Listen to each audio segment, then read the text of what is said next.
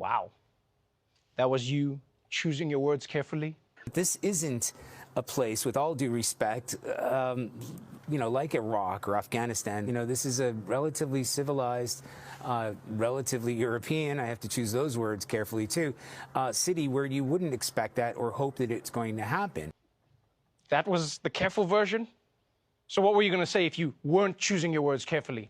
I just hope the next time this happens, it happens back in the Middle East where it belongs. A lot of people on TV didn't expect a war like this to happen in, let's say, certain neighborhoods. This is not a developing third world nation. This is Europe. These are prosperous middle-class people. These are not people trying to get away from areas in North Africa.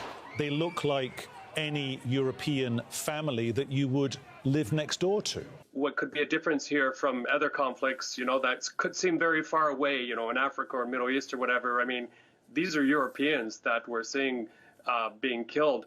Here's the thing, people. Here's the thing. Beyond the racism, right? Like, let's forget the racism. Oh, how I wish we could forget about the racism. You do realize that until very recently, fighting crazy wars was Europe's thing. That was Europe's entire thing. That's all of European history. They even had something called the 100 Years' War. You understand how long that is? That's like a decade. They got a Nobel Prize because they stopped fighting. Imagine that. Now people are going to be like, oh, to see this in Europe, to see this.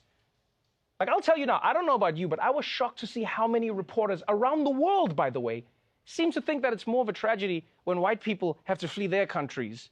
Because I guess what, the darkies were built for it? I mean, you see how they run in the Olympics, Peter. Clearly God has given them this talent for a reason. I totally agree. I mean, even if this wasn't a war, these people would probably be fleeing their homes for fun. It's just who they are. Back to you guys in the studio.